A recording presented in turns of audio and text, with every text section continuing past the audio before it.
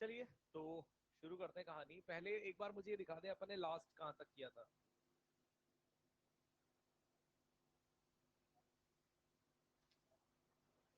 Pseudo force में हमने block string string inclined plane भी हो गया और ये भी हो गया। पकड़िए बेटे।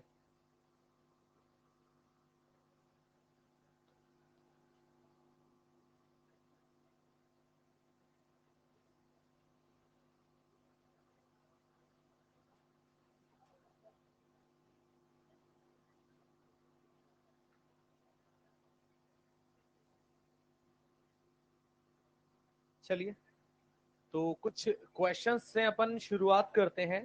थोड़ा सा बाकी है तो उसे कंप्लीट करते हैं।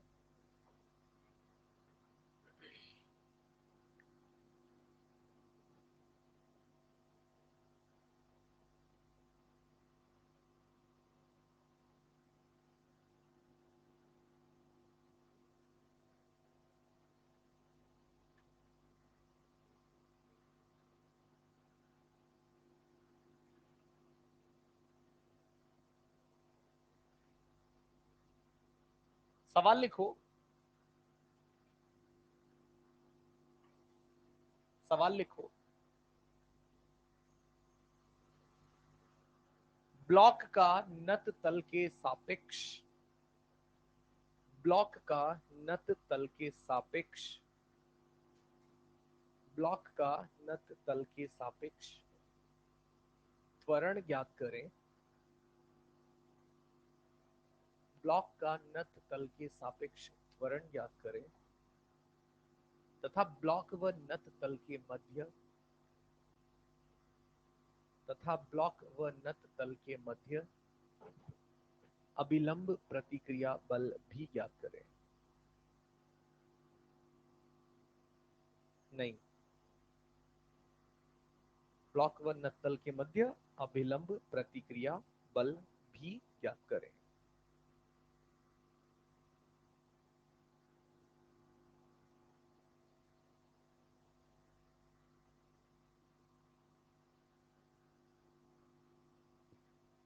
15वें नंबर का सवाल है जिसकी शायद आप बोल रहे हो ना। इसमें आंसर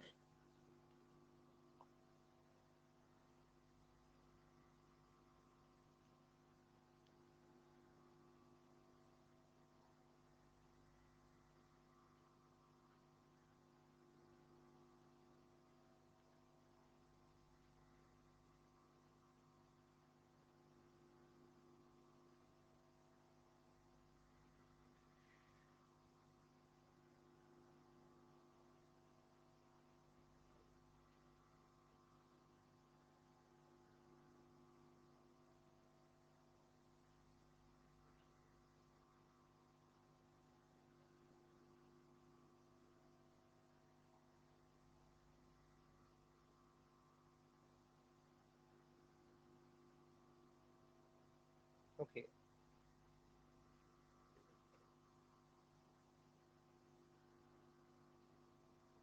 ठीक है, हो जाएगा।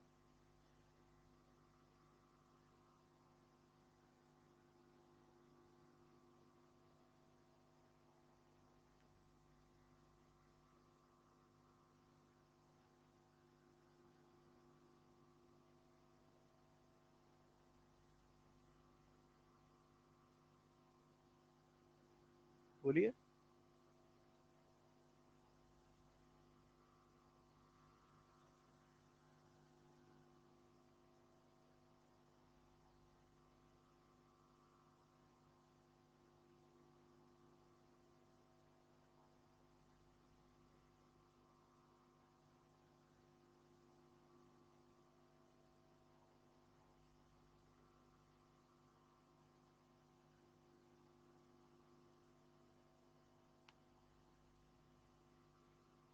हाँ,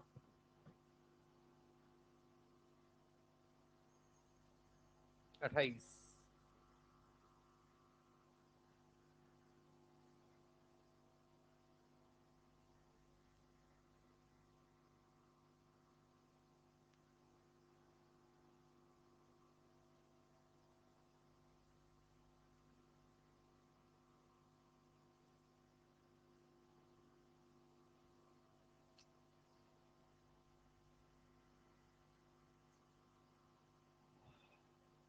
कितने बल लग रहे होंगे इस ब्लॉक पर?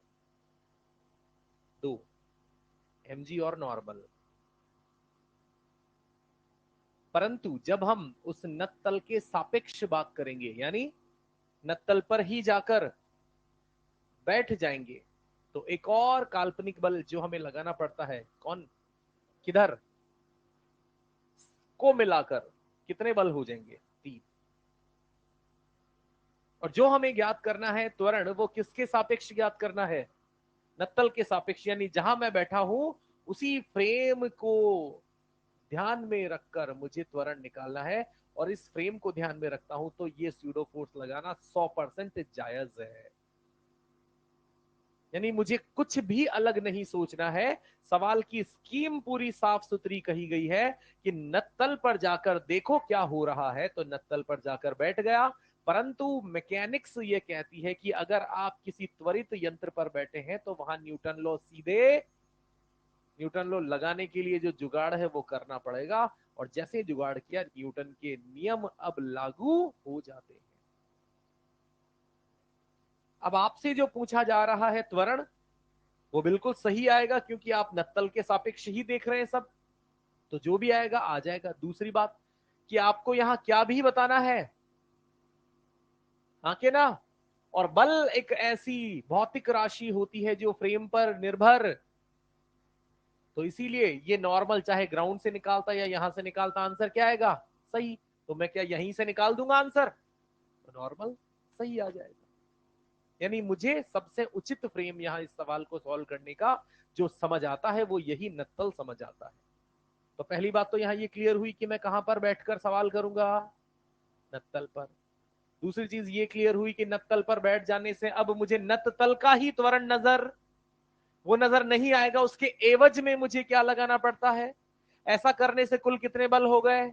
mg, नॉर्मल और स्यूडो फोर्स को सॉल्व करें, तीनों को सॉल्व करें। और सॉल्व कैसे करते हैं? नत्तल पर बड़ी प्यारी चीज मैंने आपसे कही थी बेटा, सारे बलों को आप वियोजित करेंगे, एक तो नत्तल के अनुदिश और एक नत्तल के लंबवत।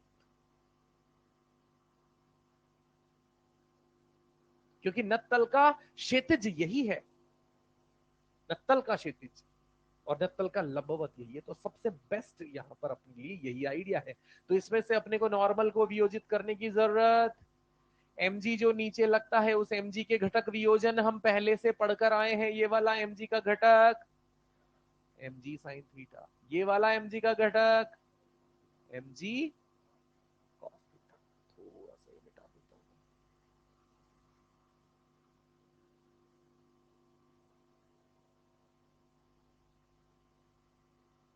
अब बचा कौन जिसे वियोजित करना है बेटे? ma को वियोजित करने का काम पिछली क्लास में शनिवार को ही हमने किया था।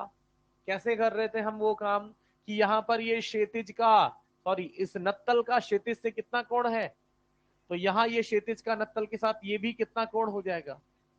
37। करो यार, थोड़ा सा आंसर लाओ सब लोग, पेन चलाओ यहां से, आंसर लाओ।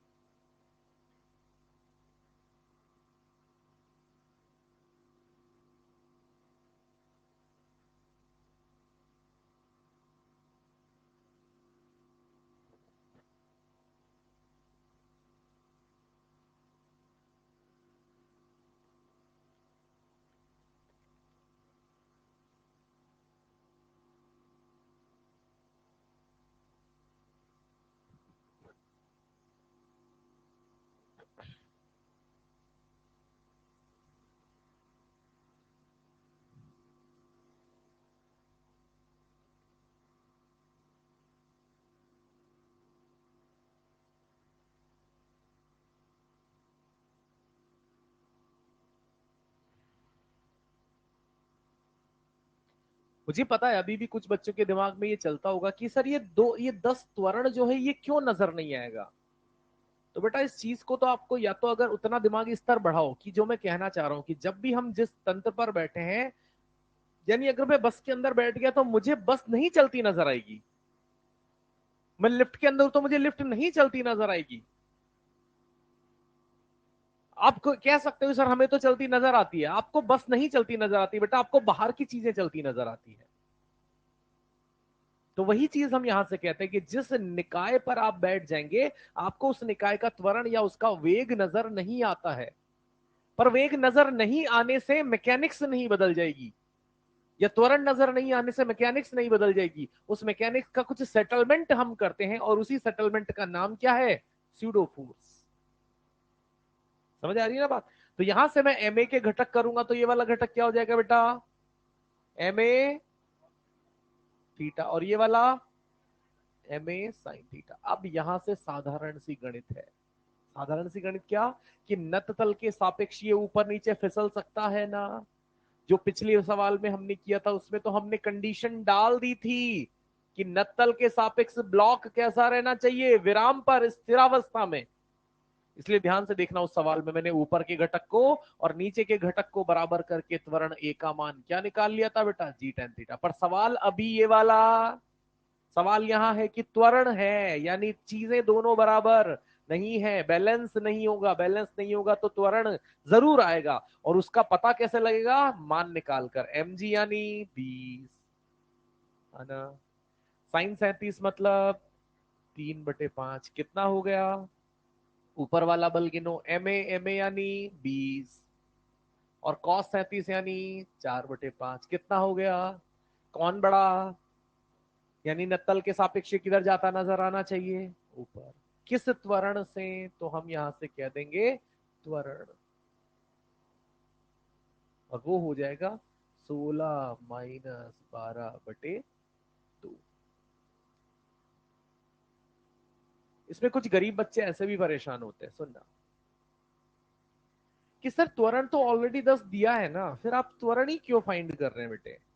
तो मैं अगर उनको समझाने के लिए इसे क्या लिख लूं बेटे, ए नॉट, कि ये त्वरण ए नॉट किसका है, नत्तल का। हम क्या ढूंढ रहे हैं, ब्लॉक का नत्तल के सापेक्ष। तो थोड़ा सा डिफरेंस क्लियर रहना चाहिए, है ना।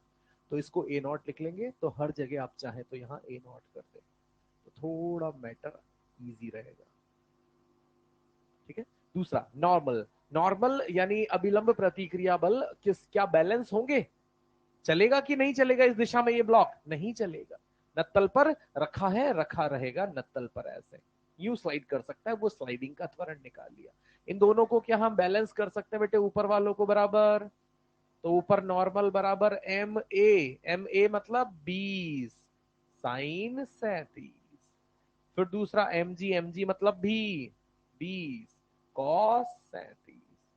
तो यहां से 20 को कॉमन लेकर साइन 37 का मान और कॉस 37 का मान दोनों को जोड़ेंगे तो 7/5, 5 से 20 4 बार, 4 × 7 28 न्यूटन।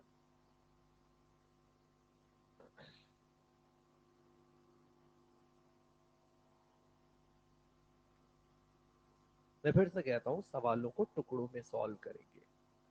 यहां कॉन्सेप्ट में सिर्फ इतना ऐड हुआ है कि एक बल भी लगा दिया, और इन बलों के साथ किधर जाता है ये सवाल आप अगर देखेंगे ना, तो मैंने आपको नॉर्मल रिएक्शन और टेंशन के जस्ट बीच में नत्तल के सवाल कराए, रस्सियों के साथ भी, सिर्फ अकेले ब्लॉकों के साथ भी। तो ये काम आप ऑलरेडी कर चुके हैं।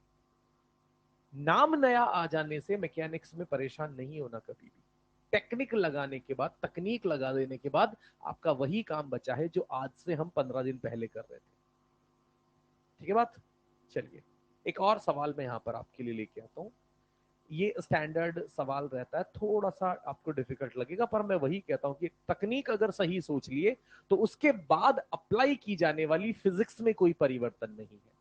और तकनीक हमारी क्या चल रही है बेटे, स्यूडो फोर्स। स्यूडो फोर्स लगाना कब है, जब आप त्वरित निकाय में बैठे होंगे, कब लगाना है और कितना लगाना है, त्वरित निकाय के एक्सेलरेशन के विपरीत जो भी द्रव्यमान है उससे गुणा करके एम ए। आया ना। चलिए मैं बढ़ा दूं इसे आगे। क्वेश्चन कुछ ऐसा है कि एक लिफ्ट है बेटे, इस लिफ्ट के अंदर पुली जोड़ दी, इधर एक द्रव्यमान m1 लटका दिया, इधर एक द्रव्यमान m2 लटका दिया, और कह दिया कि m2 m1 की तुलना में भारी है और लिफ्ट ऊपर की ओर त्वरित है ए नॉट से। ठीक है, ए नॉट। और आपको बताना है, सवाल लिखें, सवाल की लैंग्वेज लिखें, लिखिएगा। लिफ्ट के सापेक्ष, लिफ्ट के सापेक्ष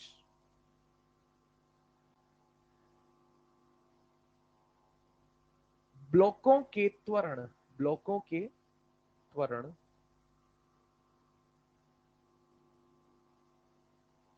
ज्ञात करो तथा तथा पुली व लिफ्ट के मध्य, तथा पुली व लिफ्ट के मध्य, तथा पुली व लिफ्ट के मध्य तनाव बल भी ज्ञात करें, तथा पुली व लिफ्ट के मध्य तनाव बल भी ज्ञात करें।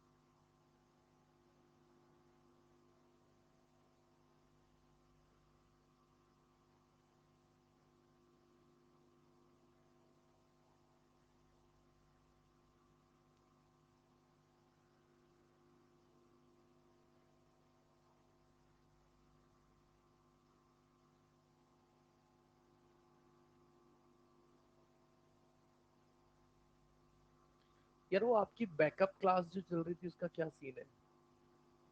अभी क्या चल रहा है उसमें? मतलब अभी बेसिक मैथ्स ही चल रहा है उसमें? कब? वो तो कह रहा है अभी ग्राफ चल रहा है। पक्का वेक्टर चल रहा है? कितने लोग जा रहे हैं उस क्लास में? ठीक है।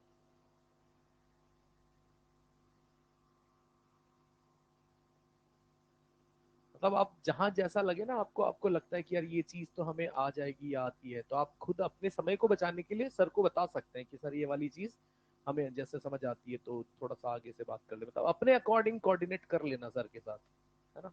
तो वो थोड़ा सा सही रहेगा। एक तो होता है कि आप उनसे कुछ नहीं बोलोगे तो वो तो हर चीज को बिल्कुल वैसे ही समझाएंगे जिसमें जितना समय लगता है उतना लेके। आपको लगेगा कि यार नहीं यार, हर दिन में नहीं आ सकता, मुझे जल्दी कवर करना है, तो आप उसके अकॉर्डिंग सर से पर्सनली आराम से बात कर लेना। जब भी जैसा भी सजेशन उनको देना है दे देना, अपनी अपने इनपुट दे देना, तो उसके अकॉर्डिंग आपका कम टाइम में अच्छी चीजें हो जाएंगी।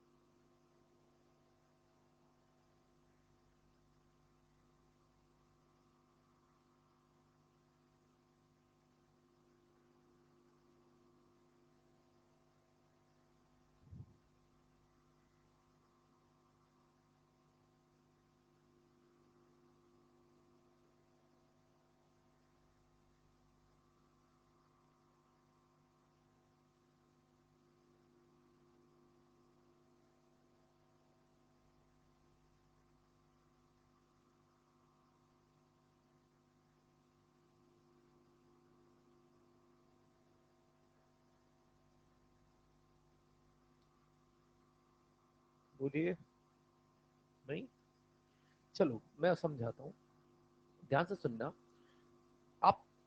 वही चीज है कि कठिनाई यहाँ पर कुछ भी नहीं है, सिर्फ आप फ्रेम्स के साथ खुद के मन को समझा नहीं पा रहे हो कि हम क्यों जूझ रहे हैं, हमें कहाँ कठिनाई लग रही है। तो आप समझिए कि आपको कठिनाई सिर्फ इस बात को मानने में लग रही है कि यहाँ ये सवाल आसान हो जाएगा अगर मैं इसे कहां से देखूं, लिफ्ट के अंदर से। क्यों ऐसा? क्योंकि हमसे क्या पूछा है, ब्लॉकों का त्वरण किस निकाय में बैठकर पूछा है, with respect to lift, lift के सापेक्ष। तो मैं बिल्कुल जीरो से बात कर रहा हूं, पॉइंट टू पॉइंट सीक्वेंस से जो मेरे मन में विचार चलते हैं, सिर्फ उन्हीं विचारों के आधार पे मैं बिल्कुल उसी कहानी को फॉलो करता हूं कि मुझे अगर यहाँ लिफ्ट के रेस्पेक्ट में त्वरण निकालने हैं तो मैं सबसे आसान तरीका क्या फॉलो करता हूं कि मैं कहां जाके देखूंगा। अब मुझे बाहर की दुनिया से कोई मतलब, और मुझे पता है कि M2 ग्रेटर देन, तो यहां पर मुझे M2 किधर आता नजर आएगा, जिस त्वरण से ये नीचे आता नजर आएगा उसी त्वरण से ये, क्योंकि मेरे लिए ये रस्सी, और रस्सी की लंबाई क्या है, कांस्टेंट। हाँ कि ना? और रस्सी की लंबाई कांस्टेंट है, जितनी जितनी तेजी से इधर वाली रस्सी नीचे की ओर बढ़ेगी उतनी तेजी से इधर वाली रस्सी को ऊपर जाना पड़ेगा। हाँ या ना? यानी मुझे कुल मिलाकर यही अंदर से ये त्वरण जो दिखेगा वो पता करना है। पर अंदर से देखना तब तक वैलिड नहीं है जब तक आप एक एक अजड़त्वीय निर्देश तंत्र में हो। पर अजड़त्वीय निर्देश तंत्र में से भी देखना संभव बना दिया गया स्यूडो फोर्स के कॉन्सेप्ट ने। और स्यूडो फोर्स का कॉन्सेप्ट कैसे लगता है, किसका त्वरण, किसका, जिस जिस निकाय में आप बैठे हो उसका त्वरण ऊपर है, तो यहां नीचे स्यूडो फोर्स कितना लगेगा, M2, इधर भी M1। यानी अब मेरी सलाह सिर्फ ये है बेटे कि आप जिस निकाय में बैठे हो आपको जो चीजें नजर आनी चाहिए ना, वो कुछ ऐसी नजर आनी चाहिए, बिना किसी हिचकिचाहट के।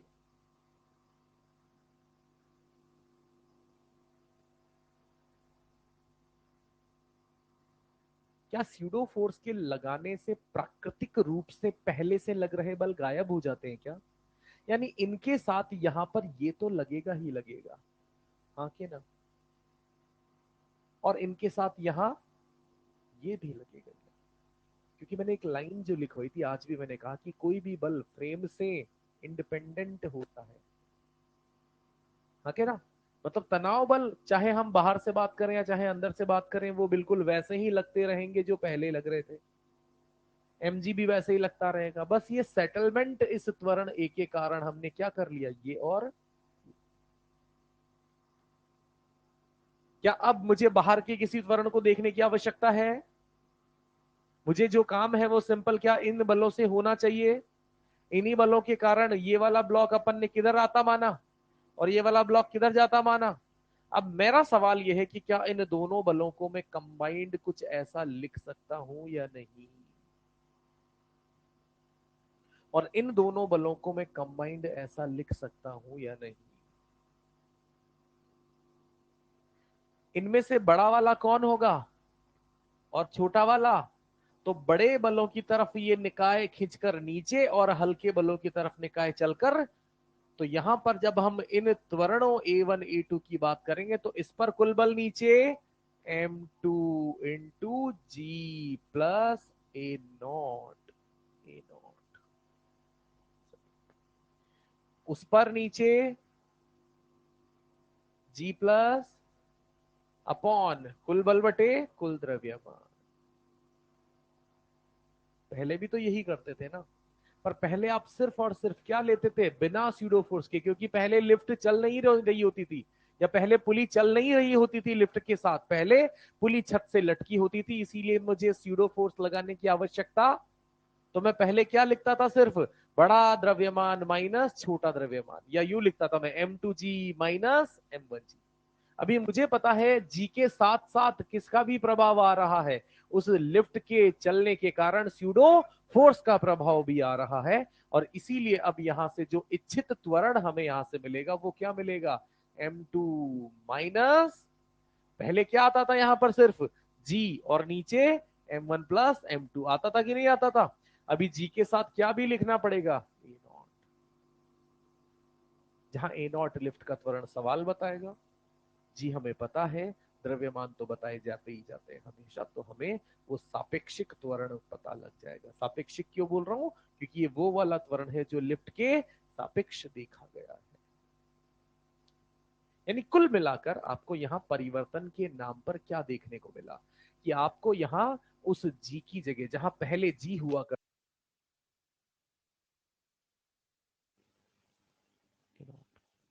अब अगर मुझसे पूछा जाता है कि इसके और इसके यानी पुली और इस लिफ्ट के बीच में तनाव बल ज्ञात करें, तो अगर यहाँ टी है तो यहां भी, तो यहां 2T।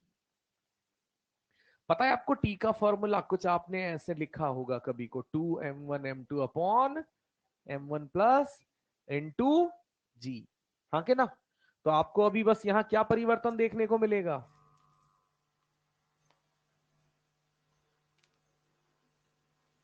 और कोई चेंज होगा नहीं। सॉल्व भी कर सकते हैं इन्हीं दोनों समीकरणों को, सॉल्व करके भी ये आंसर निकाला जा सकता है, पर मैं उतना लफड़े में आपको डालूंगा नहीं, साधारण।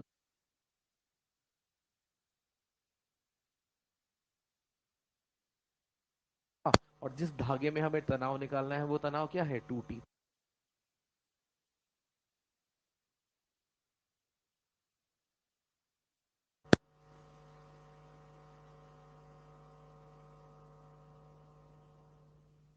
अरे हाँ,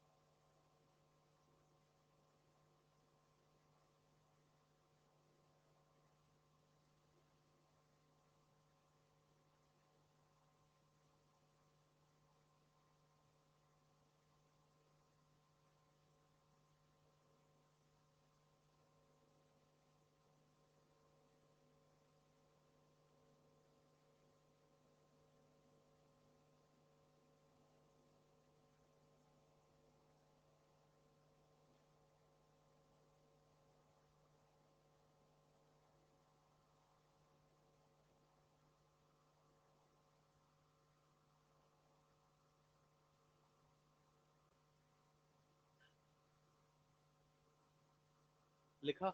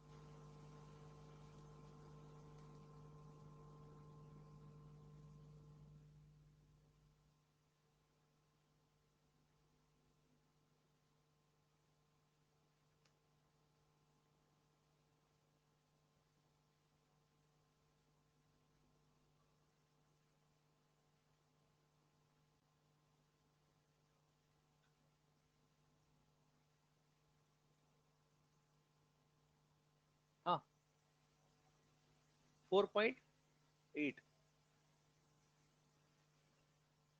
तो कैसे चीजों को अप्लाई करना है वो आपको थोड़ा समझ आया होगा कि यहां पर बहुत बड़ा कोई भयानक सा प्रयास नहीं होगा। आपका आपका काम बस आपके मन का विचार सिर्फ इतना होना चाहिए कि मुझे लिफ्ट के सापेक्ष चीजें देखनी है, देखनी ही पड़ेंगी क्योंकि पूछा ही वही जा रहा है। और ऐसा करने के लिए लिफ्ट लिफ्ट के अंदर जाना ही पड़ेगा। और लिफ्ट के अंदर जाना वैसे तो न्यूटन के कानूनों के हिसाब से क्या है, गलत।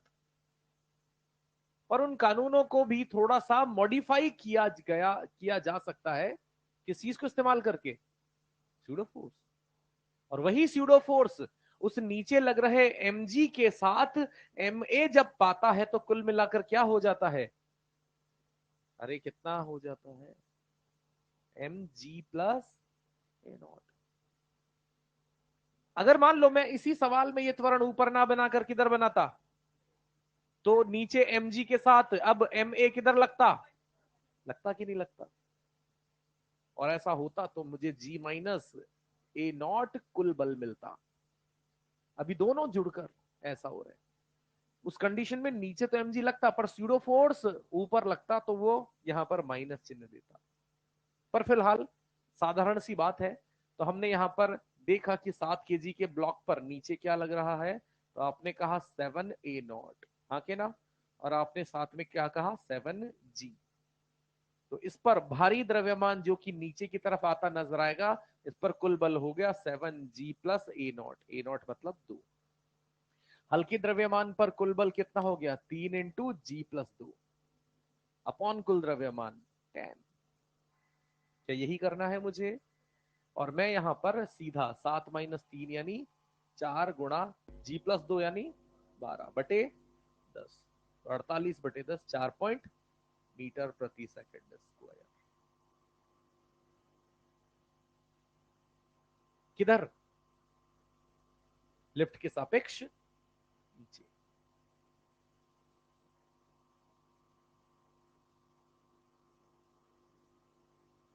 बढ़े आगे।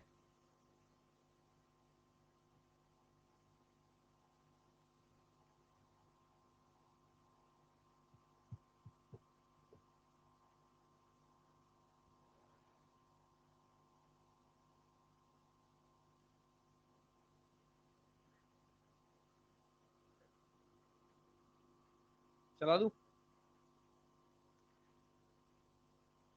इमेजिन करो कि एक बाल्टी रखी है और उसमें पानी भरा हुआ है।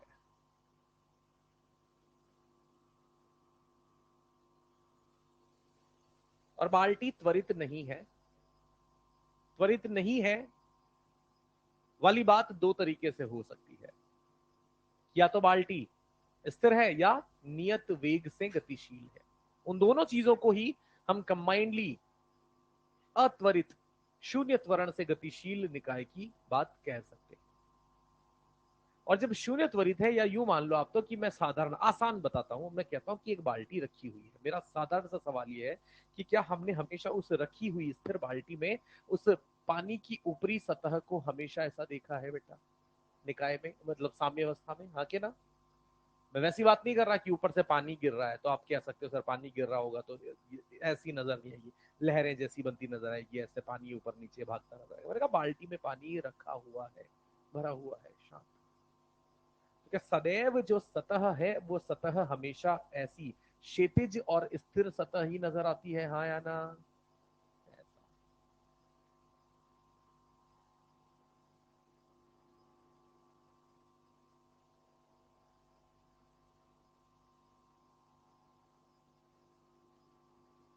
यही बाल्टी अगर आगे की ओर त्वरित हो तो पानी की सतह कैसी नजर आएगी?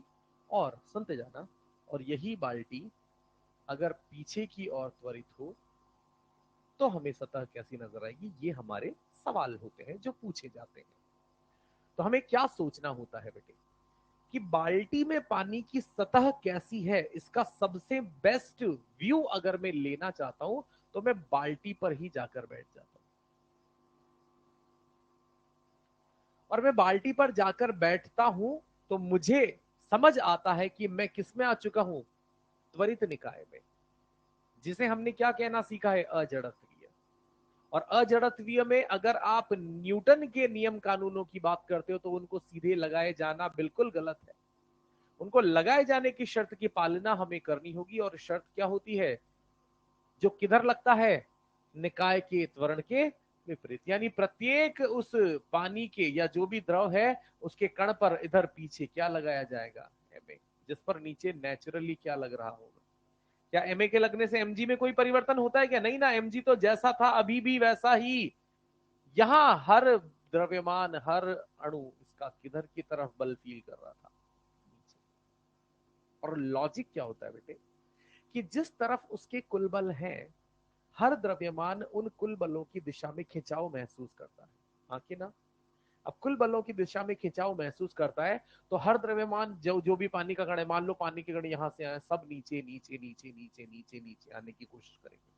तो कुछ नीचे नीचे ऐसा सेट होते जाएंगे, होते जाएंगे, होते जाएंगे, होते जाएंगे, होते जाएंगे, और अंत में जो सतह बचेगी वो बिल्कुल कैसी मजबूरी में रहेगी, बिल्कुल क्षैतिज। इसको ऐसा समझाया जाता है कि लग रहे कुल बलों के परपेंडिकुलर हमें हमारी किसी भी द्रव की सतह नजर आती है। आया ना? कुल बल किधर लग रहे हैं, यहां पर उसके परपेंडिकुलर यानी क्षैतिज हमें सतह नजर आई। यहां हमने क्या कहा, सबसे बेस्ट व्यू कहां से मिलेगा बेटे, बाल्टी से। बाल्टी के ऊपर जाकर बैठने पर आपको किस चीज का आभास होता है कि मुझे स्यूडो फोर्स लगाना है, मुझे एमजी भी, और इन दो बलों का परिणामी मान लो यहां पर इस प्रकार है। तो जो भी परिणामी बल है, क्या वो अपने को इस प्रकार से फील हो रहे हैं बेटे? और इन परिणामी बलों के बिल्कुल लंबवत अपने को द्रव की सतह नजर आएगी, आएगी कि नहीं आएगी? तो इस तरीके से आगे की ओर त्वरित बाल्टी में पानी का झुकाव कुछ इस प्रकार का हमें नजर आता है। अरे हाँ, अगर वही चीज मैं यहां पर अप्लाई करूं कि त्वरण किधर है, स्यूडो फोर्स किधर लगेगा, पीछे, एमजी नीचे, तो कुल बल इधर, और कुल बल अगर इधर लग रहे होंगे तो द्रव की सतह ऐसे। आया ना? ये हमें बताया।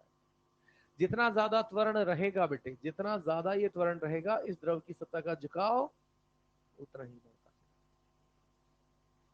जितना कम त्वरण रहेगा उतनी ही क्षैतिज, जितना शून्य त्वरण है तो बिल्कुल क्षैतिज।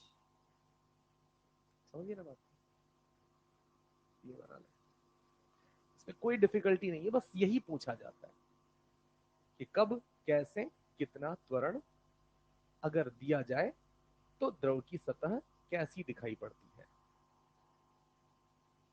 मैं यहां पर लिख देता हूं, ये जो मैं एमए दिखा रहा हूं ये बल नहीं लग रहा, ये छद्म बल है।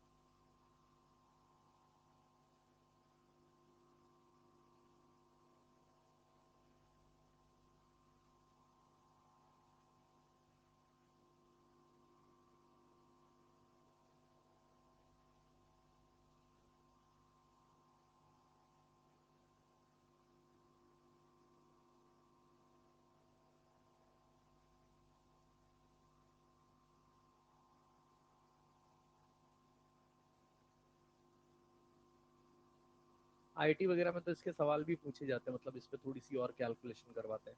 कह दिया जाता है कि बाल्टी की चौड़ाई इतनी है, ऊंचाई इतनी है, इतना पानी भरा हुआ है, कितने त्वरण से अधिकतम दौड़ाया जा सकता है कि ये पानी उछलकर बाहर ना निकल जाए। समझ रहे हैं? और वो उतना अपने अपने यहाँ पर मेडिकल में होता नहीं। पहली बात तो ये सब क्वेश्चन ही बहुत पूछे हैं अपने सतह की नेचर कैसी होगी झुकाव किधर होगा, ये पर्याप्त रहता है।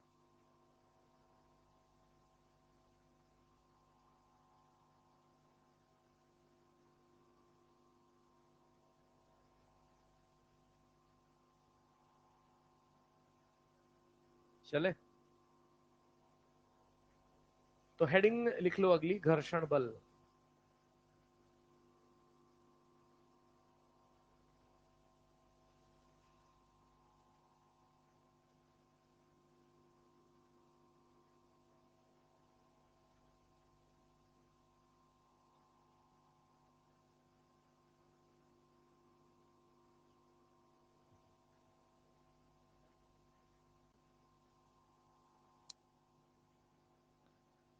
चले,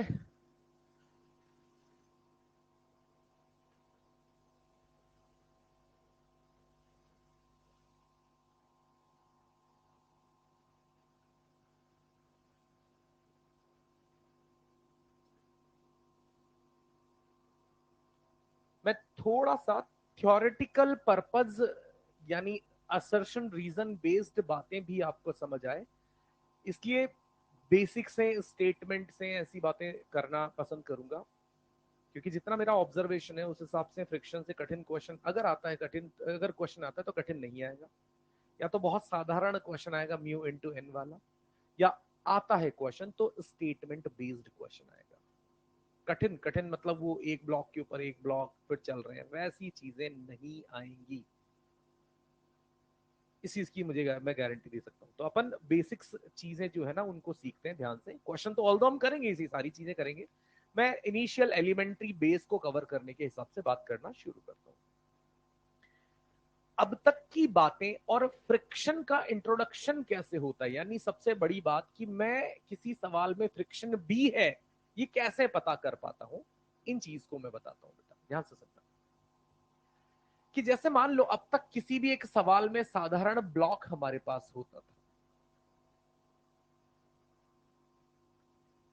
पर यहां सवाल में इस ब्लॉक और सतह के बीच में कुछ भी नहीं लिखा होता था, तो कुछ भी नहीं लिखा होता था तो हम यहां पर चिकनी सतह मानते थे, जिसको अपन यहां पर स्मूथ सरफेस कहते हम मानते थे कुछ भी नहीं लिखा है, यानी ये नहीं डिस्क्राइब किया है कि सारी सतहें चिकनी है, तो भी हम मान लेते थे, क्योंकि जब तक वो खुरदरी नहीं कहेगा तब तक हम फ्रिक्शन नहीं मानेंगे, या जब तक वो फ्रिक्शन में समझते ना म्यू वगैरह, जब तक वो म्यू वगैरह चीजें सवाल में वो पूरा तामझाम जमा के नहीं देता है, यानी वो घर्षण और घर्षण से रिलेटेड टर्म्स नहीं देता है, तो हम चिकनी सतह मानते हैं। अब इस चिकनी सतह पर नेचुरली जब ये वस्तु रखी है तो नीचे की ओर क्या लगता है बेटे, mg, और ऊपर क्या लगता है, ये पहले भी लगते थे अब भी लगेंगे, चाहे घर्षण मौजूद हो या ना हो। ये जो प्रकृति है जो पहले से हम पढ़ते आए हैं वो चीजें अभी भी लग रही है। हम बात करें एक्स्ट्रा क्या चीज जुड़ेगी, और वो एक्स्ट्रा चीज यहां फिलहाल नहीं आएगी, क्योंकि जो सतहें हैं वो कैसी है, यानी हम यहां से अगर क्षैतिज दिशा में कोई बल F लगा देंगे तो उस F बल के लगने से ये वस्तु हमें त्वरित होती नजर आएगी तुरंत। डिपेंड करता है वो बल कितना है, बल बटे द्रव्यमान पे, कुल बल बटे द्रव्यमान पे, ये वस्तु कितने त्वरण से त्वरित होगी। घर्षण यहां पर अगर पूछा जाए कि वैल्यू ऑफ फ्रिक्शन पूछा जाए तो आप कह देंगे 0।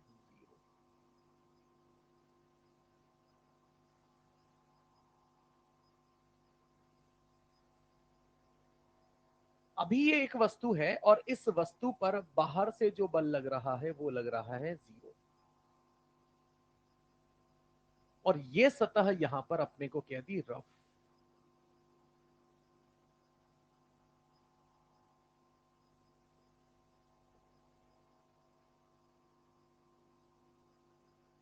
रफ सरफेस दे दी, ऊपर की तरफ नॉर्मल अभी भी लगेगा, नीचे की ओर mg अभी भी लगेगा। मुद्दा यह है कि यहां पर आपने इसको चलाने का कितना प्रयास किया, कुछ नहीं। तो खुरदरी सतह होने के बावजूद अगर इस वस्तु को चलाने का प्रयास नहीं किया गया तो ये वस्तु क्षैतिज में चलने का खुद क्या कोई इच्छा रखेगी, जिसको कहते हैं इंग्लिश में टेंडेंसी ऑफ स्लिपिंग, चलने की या फिसलने की इच्छा, उसकी फिसलने की इच्छा तब होगी जब उसे यहां से कोई बाह्य बल नजर आएगा। यहाँ बाह्य बल 0 है क्षैतिज में, क्षैतिज में, और यहाँ पर सतह खुरदरी होने के बावजूद यहाँ पर जो फ्रिक्शन अप्लाई हो रहा होगा वो अभी भी कितना होगा, 0। परंतु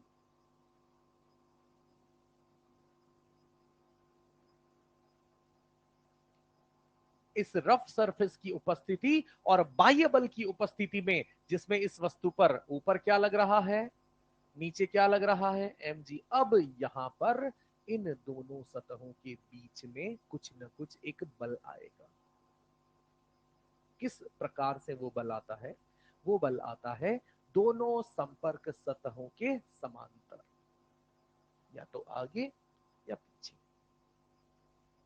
पर सतह के समांतर। यानी अब जो संपर्क सतह मतलब समझ रहे ना, इसके और इसके बीच में ये जो मैं बोल्ड करता हूं, जो हाईलाइट करता हूं, थोड़ा सा गहरा उस लाइन को बनाता हूं, इसको क्या कहते हैं बेटा हम, संपर्क सतह। जिस संपर्क सतह पर से पहले से कौन सा बल लग रहा है, नॉर्मल। mg इस संपर्क सतह के कारण नहीं लग रहा, mg तो उसके द्रव्यमान के कारण लग रहा है। संपर्क सतह के कारण पहले से क्या लग रहा है बेटा, n, जिसे हम हिंदी में कहते हैं अभिलंब प्रतिक्रिया बल। क्या कहते हैं? अब उसी सतह से सतह के समांतर एक और बल आएगा, जिसकी मौजूदगी का कारण कौन है, और वो सतह के समांतर लगता है या तो आगे या पीछे। और किस प्रकार से लगता है, इस बात को सुनो कि ये जो जिसको हम घर्षण बल कहना चाहते हैं, ये उस सापेक्षिक गति का विरोध करता है, सापेक्षिक गति का विरोध। अब सापेक्षिक गति कैसे पहचानी जाती है? इस बल को लगाने से अगर फ्रिक्शन नहीं होता तो ये ब्लॉक किधर जाना चाहता, यानी इस सतह के सापेक्ष ये बल किधर मूव कर रहा है, और घर्षण क्या करता है, मैंने कहा सापेक्षिक गति का विरोध। यानी अगर ये बल लगाकर मैं इसे आगे चलते देख पाता, पर यहां चूंकि घर्षण यानी रफ सतह मौजूद है, तो इस पर आगे चलने का विरोध करेगा घर्षण, और इस पर घर्षण किस तरफ लगेगा बेटे, इस वस्तु पर पीछे। तो घर्षण लगता है संपर्क सतहों के अनुदिश। नॉर्मल अभिलंब प्रतिक्रिया बल लगता है संपर्क सतह के लंबवत, इसलिए उसका नाम अभिलंब प्रतिक्रिया बल है। और संपर्क सतहों के अनुदिश लगने वाला ये जो नया संपर्क बल आया है, ये भी संपर्क बल ही है, जो किसके कारण है, इन दोनों की संपर्क के कारण लगता है। ये भी संपर्क बल है जो भी इन दोनों के संपर्क के कारण लगता है, पर ये वाला संपर्क बल अभिलंब प्रतिक्रिया बल है, जो सदैव लगता है लंबवत सतह के, जो भी संपर्क सतह उसके लंबवत लगता है, पर ये वाला जो संपर्क बल है ये सतह के अनुदिश लगता है। और क्यों लगता है, इस बात को थोड़ा सा गौर से सुनिएगा।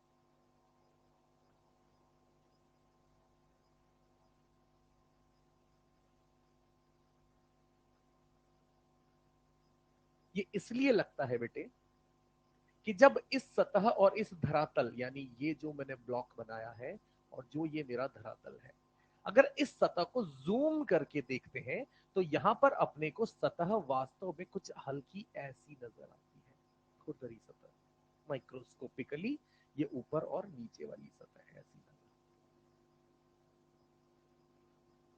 और सतहों के बीच में यहां पर क्या है, कुछ संपर्क बिंदु है। क्या है बेटे, संपर्क बिंदु। और इन संपर्क बिंदुओं पर क्या होते हैं बेटे, अंतराण्विक बंध।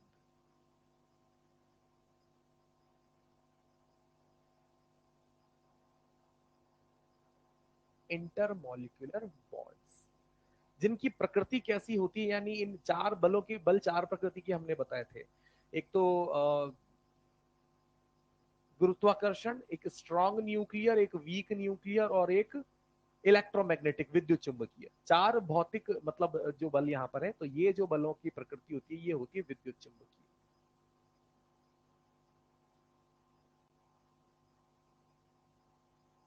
तो अंतराण्विक बंध जब यहाँ पर एक सतह के ऊपर दूसरी चीज रखी होती है ना, और रखी होने के साथ साथ यहाँ पर नॉर्मल लग रहा होता है ना बेटा, नॉर्मल क्या करता है,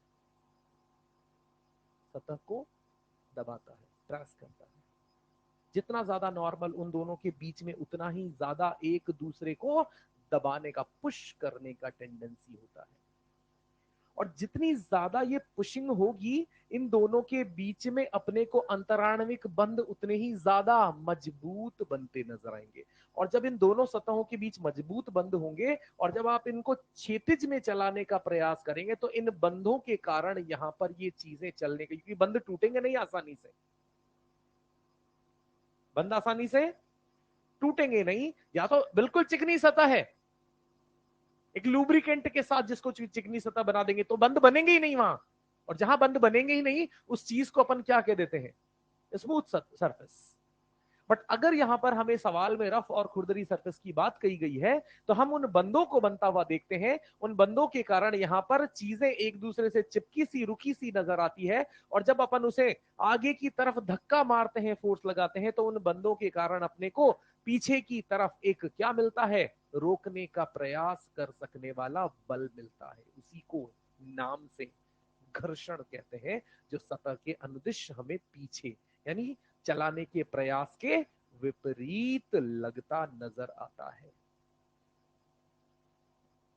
शायद मैं यहां पर एक चीज यहां सफलतापूर्वक समझा पाया कि इन दोनों सतहों के बीच में जो बंद बन रहे हैं, इन बंदों की ताकत किस बात पर निर्भर करती है, वो दो चीजों पर निर्भर करेगी कि इन बंदों के बीच में ये नॉर्मल कितना ज्यादा है। जितना ज्यादा नॉर्मल होगा ना, बंदों की ताकत उतनी ही, और जितनी ज्यादा ताकत होगी उतना ही दोनों के बीच में घर्षण बल का मान ज्यादा होगा। और दूसरी चीज रहेगी कि सतहें कितनी खुरदरी हैं, जिसको आगे चल के आप कहेंगे म्यू किसका ज्यादा है। समझते ना म्यू, अरे हाँ ना बेटा, कि म्यू किसका ज्यादा है। तो म्यू के साथ साथ नॉर्मल पर भी डिपेंड करता है घर्षण बल। इस बात पे निर्भर नहीं करेगा कि सतह का पृष्ठीय क्षेत्रफल कितना है, पृष्ठ सतह कितनी ज्यादा बड़ी है, उससे फर्क नहीं पड़ेगा। क्योंकि जितनी बात बड़ी सतह होगी, नॉर्मल क्या हो जाएगा, डिस्ट्रीब्यूट हो जाएगा, कम हो जाएगा, मतलब पर एकांक क्षेत्रफल में नॉर्मल का मान क्या हो जाएगा, घट जाएगा। हमारे लिए मुख्य मुद्दा क्या है कि सतह को कितनी ज्यादा प्रेस करके रखी गई है, यानी नॉर्मल कितना है और म्यू कितना है। हम आएंगे उन पॉइंट पे, फिलहाल मैं वापस यहां से आपको इधर लेके आता हूं। तो मैंने कहा कि जो चलने की इच्छा है उसका विरोध करता है,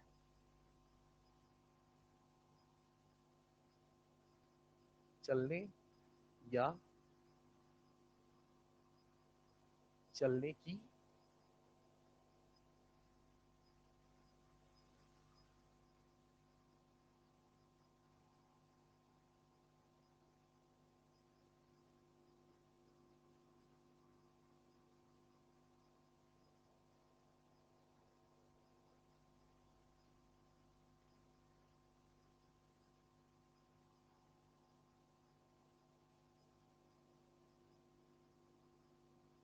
कि सापेक्षिक जो गतियां हैं, या सापेक्षिक गति का जो प्रयास है, जो इच्छा है, उस सापेक्षिक गति या सापेक्षिक गति की इच्छा का विरोध करने वाले उस बल को ही हम घर्षण बल कहते हैं, जो चिकनी सतहों की उपस्थिति में मौजूद नहीं होता है। सतह खुरदरी है पर उस पर बल नहीं है तो भी वो जीरो होता है, पर सतह खुरदरी भी है और बाह्य रूप से बल लगाया जा रहा है, तो उस स्थिति में संपर्क सतह के समांतर एक ऐसा बल आता है जिसे हम फ्रिक्शन नाम से जानते हैं।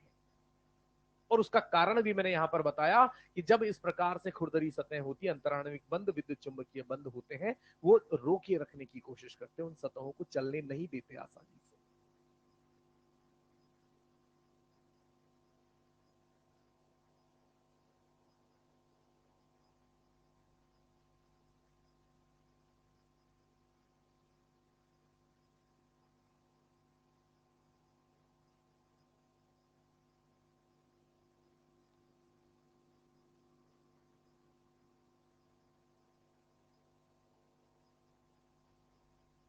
और इस चीज को हम यहां पर दो हिस्सों में बांटते हैं बेटे।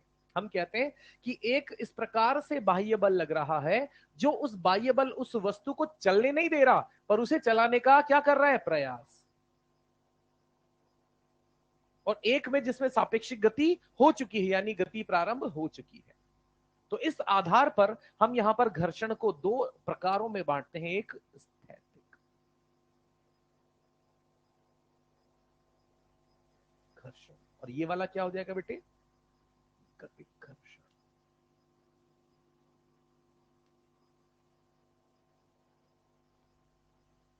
और हम जिन चीजों की बात कर रहे हैं, ध्यान से सुनना, हम जिन चीजों की बात कर रहे हैं बेटा, घर्षण बल ऐसा नहीं है सिर्फ डब्बे और सतह के बीच में है, या डब्बे और डब्बे के बीच में है, या मेरे और मेरे पैरों और जमीन के बीच में है। ये घर्षण बल लिक्विड में भी मिलता है। लिक्विड में भी जब एक सतह दूसरी सतह के ऊपर सापेक्षिक रूप से गति का प्रयास करती है तो वहां भी घर्षण होता है। हवा में भी जब हम उड़ने का प्रयास करते तो वायुमंडल की मौजूदगी में, यानी उन गैसों की मौजूदगी में जब हम किसी रॉकेट को छोड़ते हैं ना, तो पता है ना, घर्षण के कारण रॉकेट गर्म हो जाता है, लाल हो जाता है आगे से, इतना प्रभाव पड़ता है। कल्पना चावला वाले केस में आपने देखा होगा, सुना होगा, कभी थोड़ा पढ़ा होगा कि इतनी तेजी से वायुमंडल के अंदर उस रॉकेट ने एंट्री मारी, जो भी स्पेसशिप थी, इतनी तेजी से एंट्री मारी, क्योंकि क्योंकि सबसे बड़ी बात ये रहती है कि वायुमंडल को चीरते हुए हमें अंदर आना है, और इतनी तेजी से एंट्री मारी गई कि वहां पर उसकी गति के कारण इतना ज्यादा तापमान वहां पर हो गया कि वो चीज, वो अपना जो स्पेसशिप था वो खत्म हो गया, जल गया। तो ये चीज होती है कि हवा के कारण भी घर्षण बल लगता है, द्रव की सतहों के मध्य भी। तो द्रव की सतहों के बीच में लिक्विड फ्रिक्शन अपन नाम देते हैं, जिसको क्या कहते हैं, श्यानता। क्या कहते हैं बेटा, विस्कोसिटी। पर हम यहां पर सिंपल अभी फिलहाल क्या पढ़ रहे हैं बेटे, ठोस घर्षण। क्या पढ़ रहे हैं बेटा, ठोस घर्षण। ठोस घर्षण का सीधा सीधा मतलब क्या है, हम यहां पर किन्हीं दो ठोस सतहों के बीच लगने वाले घर्षण बल के बारे में जानेंगे। और उसमें हमने दो कैटेगरी में इनको डिवाइड किया है कि वो दोनों कैटेगरीज स्थैतिक घर्षण और गतिक घर्षण बनेगी। स्थैतिक घर्षण नाम तब तक रहेगा जहां चलने का मात्र क्या है, सापेक्षिक गति का चलने का प्रयास। ये दो चीजें हैं, संपर्क में है। सापेक्षिक गति होना चाहती है पर हो नहीं पा रही है, सिर्फ क्या है, प्रयास। और उसको रोके रखने के लिए कौन काम कर रहा है,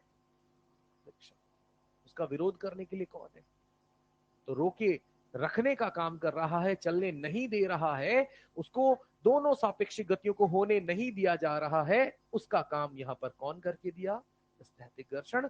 और चल पड़ी है चीजें। अब आप कहेंगे सर चीजें चल पड़ी हैं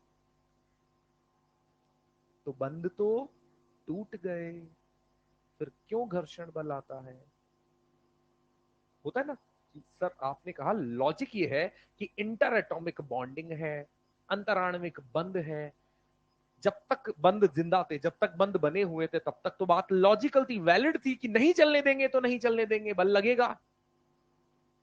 जब चीज चल गई तो क्यों उन पर गतिक घर्षण की बात की जाती है। तो बेटे ये क्या है, विद्युत चुंबकीय बल। विद्युत चुंबकीय बल, विद्युत चुंबकीय बल प्रकृति में बहुत तेज होता है, क्विक। जब यहां पर एक सतह पर वस्तु रखी है, जब आपने बल लगाया, बल लगाया तो रोका, किसने रोका बेटा, बल किसने रोका, थोड़ा सा और बल लगाया, फिर किसने रोका। पर स्थैतिक घर्षण की अपनी एक लिमिट है, हम बात करेंगे आगे कि क्या है लिमिट, क्यों है लिमिट, कैसे है। स्थैतिक घर्षण की भी एक लिमिट है। आपने कहा मुझे तो चलाना है, तो आपने बहुत ज्यादा, थोड़ा ज्यादा फोर्स लगा दिया, और जैसे ही ज्यादा फोर्स लगाया वो चीज चल गई, तो सारे बंद, और सारे बंद टूट गए। पर अब ऐसा नहीं है कि बंद दोबारा नहीं बनेंगे। अब बंद कैसे बनेंगे, बंद बन रहे टूट रहे, बन रहे टूट रहे, बन रहे टूट रहे, बन रहे टूट रहे। पहले वाले बंद कैसे थे, परमानेंट, जिनकी ताकत तुलनात्मक रूप से थोड़ी। अब जो बंद बन रहे वो कैसे हैं, बन रहे टूट रहे, बन रहे टूट रहे, यानी अभी भी फोर्स तो लग रहा है, सतह के समांतर अभी भी फोर्स लग रहा है, हाँ, पर इस स्थैतिक वाले की तुलना में थोड़ा कम लगेगा। इसीलिए शायद आपने सुना होगा कि गतिक घर्षण का मान स्थैतिक घर्षण के अधिकतम मान से कम होता है। मैं आऊंगा उस पॉइंट पर भी। पर पहले क्या यहां से बात समझ में आती है कि घर्षण बल की मौजूदगी किसी भी सवाल में आप तब फील करेंगे जब वहां पर या तो सतह चिकनी है तो हटा दो, सतह खुरदरी है पर कोई बल नहीं है तो भी हटा दो।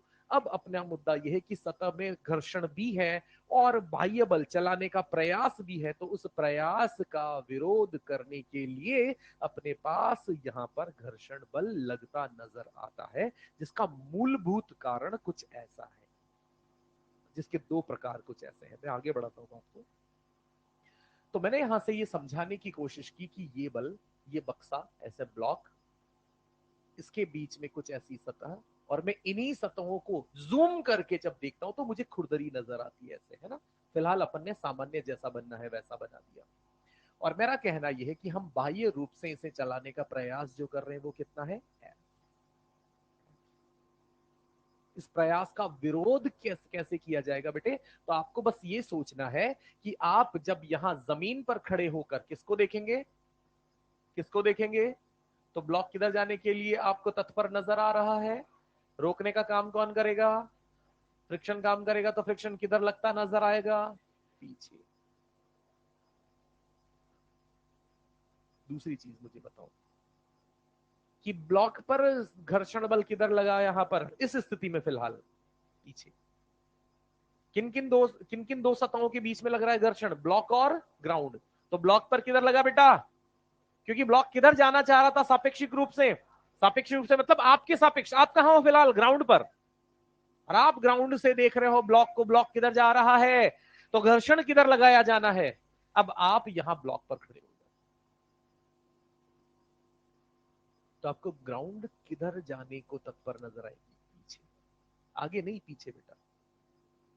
यूं मान लो आप तो बस में बैठ गए, और बस में बैठकर आप जा रहे हो आगे, तो आपको पेड़ पौधे जानवर पीछे जाते नजर आ रहे हैं, सापेक्षिक रूप आपके सापेक्षिक वो किधर जाते नजर आ रहे हैं, पीछे, और पीछे जाते का विरोध करने के लिए घर्षण किधर लगेगा, आगे। यानी ये सापेक्षिक गति से निर्भर करता है कि किस बल की किस पर दिशा किधर बननी है। तो हमने घर्षण बल के लिए सबसे जरूरी लाइन जो लिखी है वो लिखी है कि ये सापेक्षिक गति का विरोध करने की एक मूलतः प्रॉपर्टी रखता है, जिसमें जब हम इस ब्लॉक के सापेक्ष इसको देखते हैं तो ये जमीन पीछे रह जाएगी, ये ब्लॉक आगे चला जाएगा, और जमीन पीछे रह जाएगी, तो जमीन पर घर्षण बल आगे की ओर लगना चाहिए। एक तो ये तरीका है। दूसरा, न्यूटन का तृतीय नियम तो है ही सही कि ब्लॉक पर घर्षण अगर, तो प्रतिक्रिया जमीन पर आगे, क्रिया प्रतिक्रिया, दिशा विपरीत, परिमाण बराबर। एक वस्तु ब्लॉक पर, एक वस्तु ग्राउंड पर, अलग अलग वस्तुओं पर लगता है ना क्रिया प्रतिक्रिया, दिशा विपरीत, परिमाण बराबर। अलग अलग वस्तुओं में दो सतहें कौन कौन सी है, एक तो ब्लॉक की सतह और एक धरातल की सतह है। तो ब्लॉक पर अगर ये पीछे लग रहा है तो निश्चित रूप से धरातल पर आगे ही लगेगा, इसमें कोई दो राय नहीं है। युग्म के रूप में मौजूद रहने वाला बल है। सिर्फ यही नहीं, हर बल, सारे के सारे बल, एक को छोड़कर, स्यूडो फोर्स। और स्यूडो फोर्स को भी क्यों छोड़ा गया, क्योंकि वो बल है ही नहीं, वो तो काल्पनिक बल है। क्लियर है मैटर यहां तक की बात, ठीक है।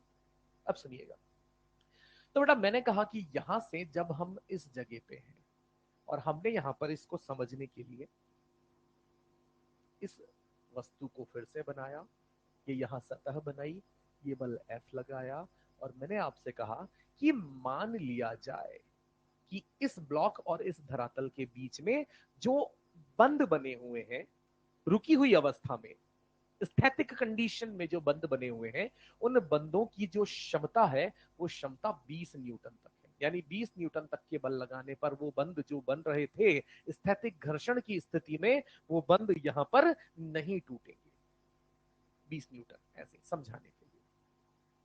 तो मैंने यहां पर इस वस्तु पर आगे की तरफ से एक बल लगाया, F, 1 न्यूटन।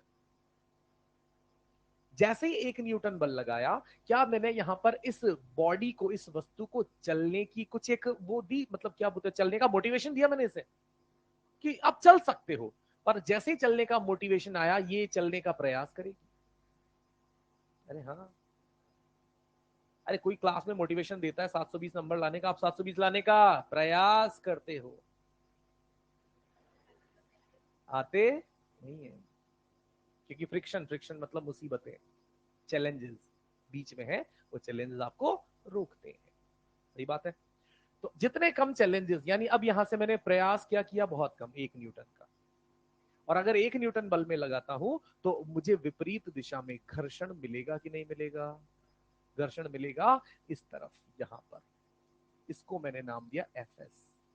एफ एस, क्योंकि जिस चीज की मैं बात कर रहा हूं वो क्या है?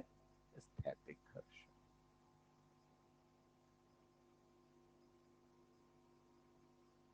Static friction.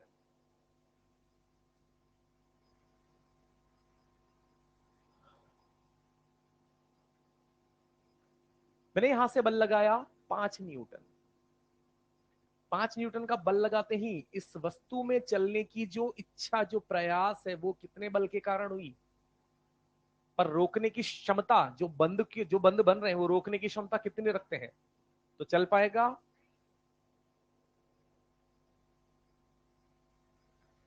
10 न्यूटन। घर्षण कितना लग जाएगा? 10 न्यूटन बल लगाया, घर्षण कितना लग जाएगा? 10। हाँ के ना? ना कम न ज्यादा। जितना प्रयास है उस प्रयास को पूर्णतः दबाने के लिए, विरोध करने के फलस्वरूप वो घर्षण 10 ही लगा चुका होगा, ताकि कुल बल 0 होकर ये वस्तु अभी भी ना चल पाए। 15 लगाया मैंने। कितना बल लगेगा घर्षण के तौर पर? 18 लगाया तो? 19 लगाया तो? 19.5? 19.9? 19.99? 20?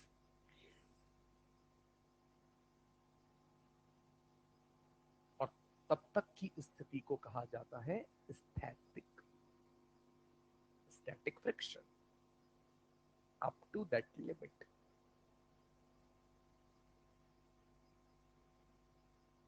वो लिमिट कितनी होती है? आपने अभी क्या कहा, पलटना मत, आपने जो कहा मैं सिर्फ वही बातें लिखूंगा यहां पर। आपने कहा कि जो घर्षण बल यहां पर लग रहा है, स्टैटिक फ्रिक्शन जो लग रहा है, अगर मैंने कोई बल नहीं लगाया था तो स्टैटिक फ्रिक्शन की वैल्यू, मैंने 1 लगाया तो 1, 2 लगाया तो 2, यानी स्टैटिक फ्रिक्शन आपने 0 से शुरू करके बढ़ाते बढ़ाते बढ़ाते बढ़ाते चले गए, और कहां तक बढ़ा दिया? इसके अधिकतम मान तक। अधिकतम उपलब्ध घर्षण बल।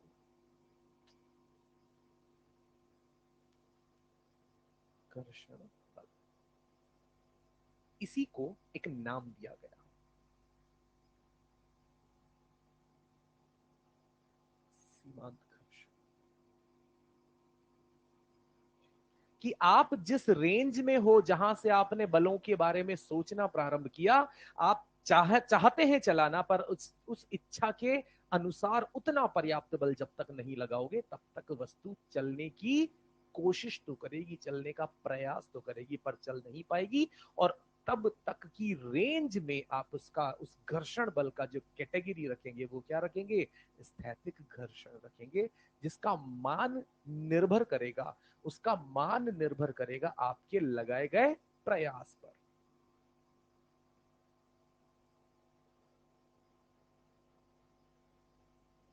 आपने अपनी अपने प्रयास को, अपनी अपने बाह्य बल को बढ़ाया, स्थैतिक घर्षण ने भी कहा कि मैं भी बढ़ा दूंगा। अबे जुआ खेलते हैं ना, तूने 10 लगाया, मैंने 10 लगाया, तूने 20, मैंने भी 20, 50, मैंने भी 50, 100, मैंने भी 100, 1000, खत्म। मेरे पास तो 500 ही थे। वैसा ही सीन है, एग्जैक्टली वैसा ही सीन है। तो यही चीज यहां पर अपने को समझ में आएगी कि हम एग्जैक्टली जितना एफर्ट लगा रहे हैं, और वो अधिकतम उपलब्धता जो यहां पर हम कहना चाहते हैं, इस उपलब्धता का नाम ही क्या है बेटे? सीमांत घर्षण बल। और ये वो लिमिट है, आप अगर इसको टेक्निकली रिलेट करें ना, तो ये वो लिमिट है जहां तक घर्षण बलों अभी भी वो स्थिर अंतराणविक बंध बंधे हुए हैं। पर अब सीमा आ चुकी है कि ये बंद यहां से टूट जाएंगे तुरंत, अगर इससे 20.00001 न्यूटन बल लगाया, खत्म। फिर नए प्रकार के बंध बनेंगे, जिनमें गतिशीलता देखी जाएगी, गति देखी जाएगी, सापेक्षिक गति देखी जाएगी। और वही सापेक्षिक गति यहां पर अपने को इस दूसरे वाले पैटर्न पर लाते हैं, जिसे अपन क्या कहते हैं? गतिक घर्षण।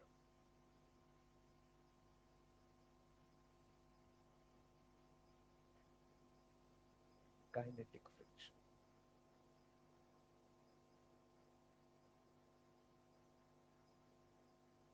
और मैंने आपको क्या बताया कि अब जो ये नए प्रकार का घर्षण बल है बेटे, ये घर्षण बल उतना मजबूत नहीं होता जितना स्थैतिक घर्षण का सीमांत मान रहता है।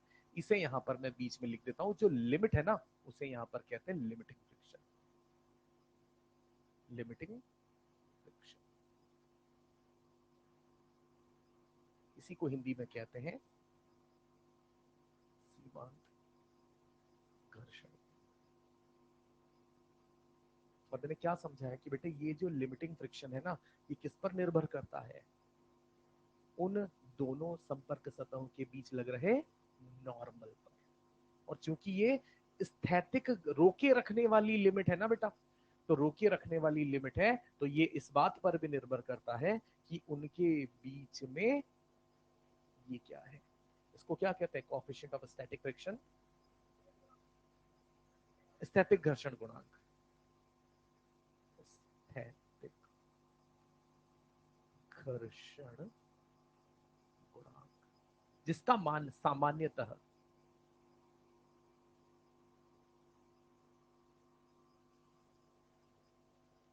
एक से छोटा होता है। 0.1, 0.2, 0.5, 0.6, 0.8 ऐसे चलता है सवालों में, नेगेटिव नहीं होता। रफ सरफेस है तो जीरो भी नहीं होगा, जीरो से ज्यादा 0.1, 0.5, एक से ज्यादा भी हमें हमारे स्तर पर जो सवाल है उनमें नहीं दिया जाता। कभी काल्पनिक रूप से कोई सवाल बनता है तो हो सकता है उसमें म्यू का मान एक से ज्यादा आ जाए, काल्पनिक रूप से वैसा कुछ। ठीक है, तो हमने कहा कि यहाँ पर लिमिटिंग फ्रिक्शन, सीमांत घर्षण बल जो है वो कुछ इस प्रकार से अपने को देखने को मिलता है। हम प्रत्येक सवाल में सबसे पहले ये चीज जांचेंगे कि लिमिटिंग फ्रिक्शन कितना है, लिमिट कितनी है, क्योंकि उसी लिमिट से तो क्या पता लगेगा बेटा कि नहीं चल रहा है या, क्योंकि बाहर से कितना बल लगाना है या लग रहा है ये मुझे पता है, पुरानी मैकेनिक्स से मैं जानता हूं। पर अब मेरे लिए मुद्दा यह है कि वो चल रहा होगा या नहीं चल रहा होगा will be decided by this limit. If we are capable, कि मैं बाहर से लगाए जाने वाले प्रयास का मान 20, 20 का मतलब मेरे लिए अब कौन हो गया बेटा ये, अरे 20 तो मैं एक नॉर्मल एग्जांपल लिया था ना, अब उस 20 का मतलब अपने लिए क्या हो गया? सीमांत घर्षण बल, कि जब तक 20 से कम कम का बल लग रहा है स्थैतिक है। ध्यान से सुनना, वस्तु सतह, सीमांत घर्षण बल 20, इधर से बल लगाया मैंने 10 न्यूटन, तो कौन सा बल लग रहा होगा? गतिक घर्षण या स्थैतिक घर्षण? कितना? 20 बोलोगे? लिमिट तो 20 है ना, वो लिमिट 20 है, पर लगेगा उतना ही जितनी आवश्यकता है। भाई उसी जुए में किसी ने निकाल के 2000 का नोट डाल दिया तो ऐसा थोड़ी ना होता है 2000 का नोट उसी क्षण में गायब हो गया। कितना लगेगा? जितना उसने बेट लगा रखी है।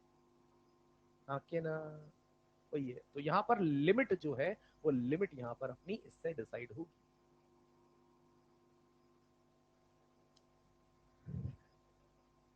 तो हम यहां से क्या कह सकते हैं कि एफ जो है मेरे भाई, एफ की लिमिट 0 से एफ तक होती है, 0 से एफ। इसी को कहते हैं बेटे सेल्फ एडजस्टिंग फोर्स।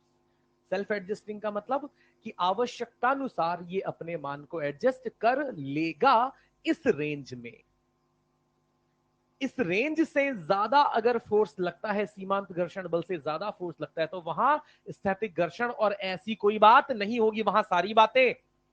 और उसमें से मैंने क्या कहा कि जो गतिक घर्षण है, उस गतिक घर्षण का जो विरोध करने का जो जो टेंडेंसी है या विरोध करने की जो सीमा है, वो उतनी नहीं रहती जितनी इन स्थिर अंतराण्विक बंधों की रहती है। ये थोड़ी सी लिमिट, सीमा कम रहती है। जैसे मान लो जिस एग्जाम्पल की मैं बात कर रहा हूं कि ये स्थैतिक कंडीशन में कितने बल तक को विरोध कर सकता है? 20।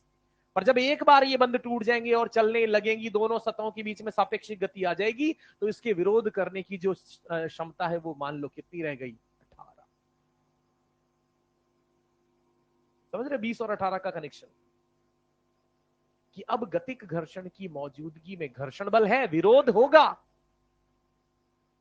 पर विरोध उस स्थैतिक से थोड़ा, यानी इसको ऐसे भी समझाया जाता है कि जब कोई वस्तु स्थिर रहती है ना बेटा, स्थिर, तो उस स्थिर वस्तु को चलाने में हमें जोर लगाना पड़ता है, पर जब जोर लगाकर एक बार हम उसे चला देते हैं ना, तो थोड़ी सी आसानी से चल जाती है। जैसे रोक दी, अब मुझे दोबारा से चलाने का प्रयास करेगा करना होगा, तो मुझे कितना लगाना पड़ेगा, 20, 19 भी लगा रहा हूं तो भी नहीं सरकेगी, पर जैसे ही 20 से थोड़ा ज्यादा लगा दिया तो ये सरकने लगेगी। अब मैं 19 सरकती हुई चीज पर अब बल घटाकर 20 से घटाकर 19 भी कर दूंगा ना, तो भी चलती रहेगी, क्योंकि चलती हुई चीज को आवश्यकता कितने की है, न्यूनतम, रुकी हुई को कितनी आवश्यकता है, 20। आवश्यकता मतलब जितना रोकने का प्रयास किया जाएगा उससे ज्यादा बल। तो रुकी हुई चीज के लिए वो जो विरोध है, जो वो लिमिट है, वो कितना है, 20 है, पर जैसे ही एक बार चीज चलने लगती है, मैं सामान्य, आप इस 20 और 18 का मतलब तो समझ रहे ना, मैं संख्याओं से तुलना कराना चाह रहा हूं। और ये 18 एक कांस्टेंट, जैसे अब मान लो मैंने यहां पर इस कुर्सी को खींचने के लिए 20 बल लगाया, ये वस्तु चली नहीं, 20.00001 लगाया वस्तु चली, 21 लगाया वस्तु चली। तो जैसे ही मैंने 21 बल लगाया, अब घर्षण बल कितना लगेगा, आया ना, मैंने बल बढ़ा दिया 25, अब घर्षण बल, अबे यार 18 लगेगा क्या, 18 ही लगेगा, क्योंकि यहां पर अब गतिक अवस्था आ चुकी है। गतिक अवस्था में घर्षण बल का जो मान रहता है वो फिक्स रहता है। 30 न्यूटन लगा दिया मैंने, उतना ही लगेगा, यानी गतिक घर्षण का मान सेल्फ एडजस्टिंग नहीं होता, सेल्फ एडजस्टिंग नहीं होता, फिक्स वैल्यू आती है। और वो फिक्स वैल्यू कैसे आती है बेटे, इसको कहते हैं एफ के, क्या कहते हैं बेटा, एफ के, और इसको काइनेटिक, के फॉर काइनेटिक, इसको कहते हैं म्यू के इनटू एन, और इस म्यू के को लिखा जाता है गतिक घर्षण गुणांक। क्या एन बदलेगा चलने और नहीं चलने से, एन नहीं बदलेगा, एन तो वो बल है जो ऊर्ध्वाधर दिशा में दोनों के बीच में लगता है। हमने समझा कि जो चीज कमजोर है वो कौन है, म्यू के, किससे, म्यू एस, म्यू एस से कमजोर, कमजोर मतलब कह दू थोड़ी कम। क्लियर होती है यहां से बात। और नोट के नाम पर मैं यहां पे ये लिख दूंगा, नोट मतलब एक एक पॉइंट मैं यहां से कहता हूं कि हमेशा म्यू एस और म्यू के मान प्राकृतिक, या यूं कहते हैं नेचुरली, वो अलग अलग होते हैं। म्यू के थोड़ा, म्यू एस थोड़ा, पर अगर सवाल में ये म्यू के और म्यू एस में अंतर नहीं दिया गया है, वो चाहता है कि आप उन्हें अलग ना माने, तो आप उस सवाल में म्यू के और म्यू एस को क्या मान सकते हैं, बराबर, उसी से सवाल करते हैं। उस सवाल में होगा क्या, उस सवाल में यही होगा कि आप इस वस्तु को चलाने के लिए 20 न्यूटन का बल लगाते हो, तो 10 लगाया तो कितना फ्रिक्शन लगा, 10, 12 लगाया तो 15 लगाया तो 18 लगाया तो 20 लगाया तो, अब मैंने यहां 25 लगा दिया तो 20 ही, 18 नहीं, फिर 20 ही लगता रहेगा, क्योंकि मैं क्या कह रहा हूं, म्यू एस और म्यू के बराबर है, तो फिर 20 लगाऊंगा तो लगातार फिर वही अधिकतम 20 ही लगता रहेगा। पर अगर सवाल में म्यू के थोड़ा कम दिया है, तो मैं म्यू के वाला मान निकाल लूंगा। अगर मुझे कम दिया है तो फिर मैं म्यू के वाला मान निकाल लूंगा, और इस मान के आधार पर जितना भी वैल्यू आ रहा है उतना घर्षण मैं वहां पर लगातार कांस्टेंट अप्लाई कर दूंगा, जब तक वस्तु गतिशील रहेगी तब तक। इसीलिए समस्या यहां क्या आती है, अब मैं वो बताता हूं आपको। समस्या जब भी फ्रिक्शन का सवाल आता है ना बेटा, एक ही समस्या आती है कि अगर गतिक घर्षण है, आपको समझ आ गया कि यार ये वस्तु चल रही है, तो 99% बच्चे सही करते हैं, क्योंकि गतिक घर्षण में ज्यादा दिमाग लगाने की जरूरत, एक बार आपको पता लग गया गतिक घर्षण है तो कांस्टेंट फोर्स लगेगा। तो आपको आगे 25 लगा दिया तो पीछे 18 लगा के पूरा सवाल खत्म हो जाएगा। वहां समस्या आती है, क्योंकि परिस्थिति के अनुसार सेल्फ एडजस्ट, कुछ भी गड़बड़ कर दी, कुछ भी तिकड़म सवाल में चेंज कर दिया, और हो सकता है वस्तु चलने के बजाय रुक गई, और रुक गई तो फिर अब हमें ढूंढना पड़ता है कि कितना बल लगेगा, क्योंकि जरूरत उतनी है जितना बाहर से प्रयास लगेगा। तो फिर सारा दिमाग अपने को ये पता करने में लगाना होता है, पहली चीज की वस्तु चलेगी या नहीं चलेगी, और चलेगी और नहीं चलेगी की बाउंड्री कौन है, इससे ज्यादा, इससे कम। उसके बाद यहां अब ये पता करना होता है कि जैसे ही नहीं चलेगी, जैसे ही सीमांत घर्षण से कम है, तो अपने को पता लग गया कि वो वस्तु वहां पर सापेक्ष गति नहीं होगी, अब बल कितना लगेगा, जितना प्रयास उसे चलाने के लिए किया जा रहा है उसका ही विरोध स्वरूप घर्षण बल लग जाएगा। और गलती क्या करते हैं बच्चे, उसका आंसर क्या दे देते हैं, 20। जो मैंने सवाल पूछा कि मैंने 10 अगर लगाया बेटे तो घर्षण बल कितना लगेगा, तो इसका जवाब अंत तक दिमाग में रखना कि अगर जितना मैंने 10 लगाया तो 10 ही विरोध स्वरूप लगेगा, 20 नहीं है। 20 उसकी अधिकतम सीमा हो सकती है, पर आवश्यकता 10 को रोकने की है, तो 10 ही विरोध स्वरूप लगेगा। बस यही गलती होती है, बाकी कोई मिस्टेक यहाँ सिंपल सवालों में नहीं होती है। तो आप क्या करें, सबसे पहले तो self adjusting force, self adjusting समझ जाएंगे ना बेटा। सीमांत घर्षण बल यहां से मैंने लिख ही दिया है, म्यू का मान, गतिक घर्षण सेल्फ एडजस्टिंग नहीं होगा, ठीक है, यहां तक का ये मैटर क्लियर है। और ये इसकी डेफिनेशन में यहां पे लिख देता हूं, नीचे लिख देता हूं, गति के प्रयास का विरोध करता है, और यहां मैं लिख देता हूं गति का विरोध करता है, क्योंकि यहां गति प्रारंभ हो चुकी है बेटा, गति का विरोध करता है।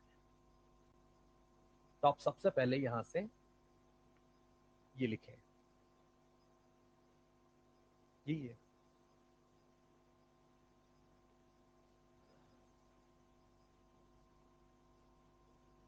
इसमें मुझे नहीं लगता कि कोई भी शब्द आपको अलग से लिखाने की जरूरत है, एग्जैक्ट अपन ने वर्ड टू वर्ड सारी चीजों को सही से इसमें मैनेज करके लिख रखा है।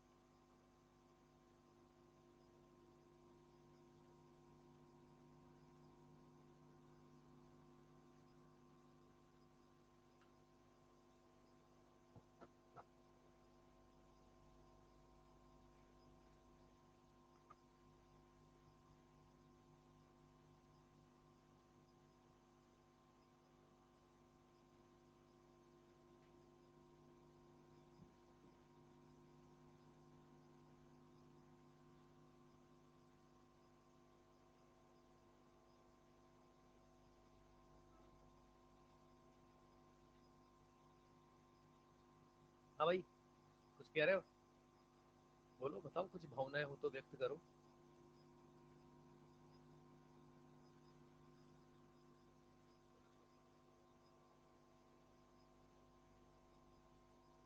जल्दी लिखो तुरंत भाई। क्या, स्लाइड आगे करूंगा, आगे नहीं पढ़ा रहा, स्लाइड आगे करूंगा बस।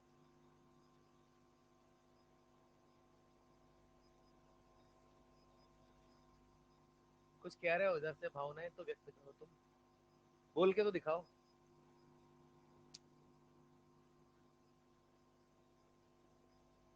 क्या बोल रहा है,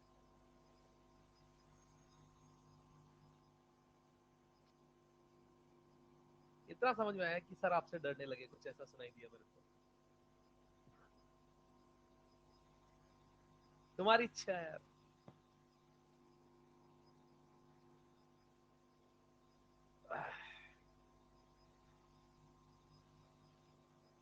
लिखा भैया।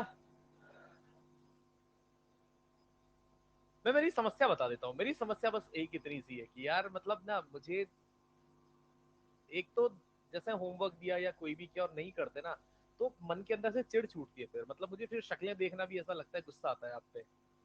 जैसे मैं डिस्कशन कर रहा हूँ और उस डिस्कशन में रोल इन्वॉल्वमेंट है 10 बच्चों का, 15 बच्चों का, तो फिर वो अंदर से चिड़, मतलब ऐसी हो जाएगी कि मैं चिड़चिड़ा हो जाऊंगा, फिर मेरे को लगेगा कि मेरे को इनसे बात ही नहीं करनी। फिर कोई बात भी करेगा ना तो फिर वो भी लपेटे में आ जाएगा। और अगर वहीं ऐसा रहता ना, यार मैंने होमवर्क दिया, आपने ईमानदारी से होमवर्क किया, मुझे पता है कि पूरे नहीं कर पाएंगे, पर वो संख्या अगर 50, 60, 70% भी है तो मुझे चल जाता है कि हाँ ठीक है यार, इतने भी कर रहे हैं तो चलेगा। क्योंकि हर किसी को साथ में लेके चलने के लिए हर किसी का उतना मोटिवेशन होना जरूरी है। अब किसी को जरूरी दूसरी चीजें लगती है कि यार मैं सो लूं, या मैं किसी दूसरे सब्जेक्ट का होमवर्क पहले कर लूं, तो वो सब चीजें अगर वो मैनेज नहीं कर पा रहा है तो उनको तो साथ लेके चलना मतलब बाकियों का नुकसान कराना है। तो एक तो ये समस्या है। दूसरी समस्या कि जब मैं बोल रहा होता हूँ और उस टाइम पर कोई दूसरा बोल देता है ना, तो ये मुझे घोर अन्याय लगता है। मतलब मुझे अपने साथ, अपने प्रोफेशन के साथ शुरुआत से नहीं बर्दाश्त यार ये चीज। तो ना बच्चे लिटरली मेरे को बोल देते हैं कि क्या यार कुछ बोलने ही नहीं देते। अब तो मेरे को वो चीज, मेरे को, मैं कहता हूँ कि बात कर लो ना, तुम्हें कोई दिक्कत नहीं, जब मैं शांत हूँ तब बात कर लो। और मैं बोल रहा हूँ तुम भी बोल रहे हो, अब मेरे को समझ नहीं आता यार, मैं तुम्हें सुनने के लिए पैसे ले रहा हूँ कि तुम मुझे सुनने के लिए पैसे दे रहे हो। लॉजिक नहीं समझ आता, फिर इसलिए मेरे को थोड़ा सा माइंड आउट हो जाता है मेरा। ये यहाँ तक लिखा हो तो भाई ये लिख लेना, इसमें जो भी कुछ पॉइंट है अगर मेरे को लगेगा तो मैं नोट डलवा के लिखवा दूंगा। अभी इसके लिए और बातें हैं, और बातें बाकी है, वो अपन अगली क्लास में देख लेंगे। होमवर्क एज सच अभी कुछ भी नहीं है आपका होमवर्क। और हाँ एक चीज और मैं क्लियर कर दूं, अगले टेस्ट में मैं बैक पोर्शन में बेसिक मैथ्स पूरा दूंगा। इस टेस्ट में जैसे वेक्टर्स की मैंने बात कर ली थी, ऑल दो क्वेश्चन कम दिए थे, बट अगले टेस्ट में बेसिक मैथ्स के पूरे क्वेश्चन होंगे। वेक्टर्स के क्वेश्चन कम देने का कारण ये था कि कुछ लोग लास्ट डे तक भी मुझसे पूछ रहे थे सिलेबस में वेक्टर है कि नहीं है। तो मेरे को लगा, एक तो पता लगा मैं 10 वेक्टर के क्वेश्चन दे दूं और अंत में वो लटक जाए, तो मतलब वैसा की होना नहीं चाहिए। पर मैं अगले अगले टेस्ट में बेसिक मैथ्स पूरा रहेगा, और एनएलएम भी मैं पूरा दूंगा, और वर्क एनर्जी पावर जो फ्रेश पार्ट अपन पढ़ेंगे 3-4 दिन बाद वो भी पूरा हो जाएगा। क्योंकि अगला टेस्ट अपना 20 दिन के बाद है, 20 दिन में अपने कम से कम 18 या 17 लेक्चर आएंगे, उतने में वो वर्क एनर्जी पावर पूरा हो जाएगा। तो बैक पोर्शन पहले ही तैयार रखें, अंत का इंतजार ना करें सर दोबारा से बता दो। मैं पहले ही कह रहा हूँ बेसिक मैथ्स भी पूरा होगा और एनएलएम भी पूरा होगा, वेक्टर नहीं होगा। क्योंकि वेक्टर इस टेस्ट में अपन ने दे दिया था, वेक्टर आगे कभी दोबारा टेस्ट में आगे रिकॉल कर लेंगे। ठीक है। तो हाँ मेरा ये था कि आप होमवर्क में बेसिक मैथ से शुरुआत कर दें, या एनएलएम में आपको लगा हो कि कहाँ कमी है तो उसको रिवाइज करें, पुराना बैकलॉग जो आपका छूटा हुआ है उस पर थोड़ा सा ध्यान दें। और मैं इसीलिए वो बात कह रहा था मेरे भाई कि वेक्टर्स, अभी मैंने इसीलिए कहा कि वेक्टर्स अगर शुरू हो गया बैकअप क्लास में तो सर से बातचीत करके कि जितना आपको समझ भी आ जाए और जल्दी से जल्दी भी खत्म हो जाए। क्योंकि जितना आप उस एक्स्ट्रा क्लास से दूर रह के घर पे सेल्फ स्टडी के लिए समय निकालोगे उतना आगे के चैप्टर में अच्छा करोगे। पुराने पे अटके रहना समाधान नहीं है, नए को साथ साथ करना पड़ेगा, करना ही पड़ेगा। ठीक है। Thank you. और हैं कोई जिनके 650 से ऊपर नंबर आए इस टेस्ट में? 640 से ऊपर? एक और? वो भाई यूं कर रहा था, यूं कर लिया। करो थोड़ी सी और मेहनत करो बेटा, थोड़ी सी मेहनत का मतलब थोड़ा सिंक्रोनाइज रहो। आप जब तक ये सोचोगे ना कि हम दीन दुखी हैं, हम तो मेहरबानी से इतने नंबर लाएंगे, या काफी लोग की सोच क्या होती है हमने पहले तो कुछ पढ़ा ही नहीं, हमने पहले से कुछ पढ़ा ही नहीं तो हम तो नंबर ला ही नहीं सकते, ये बिल्कुल गलत सोच है। लेवल इतना सड़ा आएगा पेपर का जो नीट का आएगा, सही कह रहा हूं। बस बात इतनी सी है, अंत में जाके समझ आता है सर थोड़ा थोड़ा बेसिक बेसिक भी सीख लेते ना तो हमारे तो 140 नंबर तो फिजिक्स में आ ही जाते। पर इस चीज का आभास कब होता है? जब पेपर हो चुका होता है। इस चीज को समझो, वो आभास अभी से लेके, मैं नहीं कहता कि क्लास में कठिन कॉन्सेप्ट जैसे किसी का अपन ने कंस्टेंट मोशन पढ़ा, मैं खुद कह रहा हूं कि वो कठिन है। अगर किसी को लगता है कि कठिन है, नहीं आ रहा तो छोड़ दे, और उसके चक्कर में बाकी चैप्टर को भी छोड़ दे, ये अन्याय है। तो आसान चीज 100% आनी चाहिए। कठिन चीज जो टीचर खुद बताता है हमेशा कि यार ये कठिन है, इसका ज्यादा रिलेशन रहता नहीं है, जैसा मैंने आज ही कह दिया कि फ्रिक्शन फ्रिक्शन में बेसिक सवाल, थ्योरेटिकल सवाल, सिंपल सवाल सबको आने चाहिए। कठिन टू ब्लॉक नहीं भी आता तो कोई दिक्कत नहीं है। तो इस स्कीम पे काम करो ताकि अंत में आपको ये नहीं इधर उधर भागना पड़े कि यार क्या पढ़ूं क्या नहीं पढ़ूं, कैसे करूं, क्या नहीं करना है, क्या छोड़ना है, रिवाइज कम टाइम में कैसे कर लूं। ये साथ के साथ सोचना पड़ेगा बेटा, अंत में कुछ भी नहीं होता। 10-15 दिन में तो आप बावले हो जाओगे, भागे भागे फिरोगे। तो थोड़ा सा पॉजिटिव रहे। Thank you.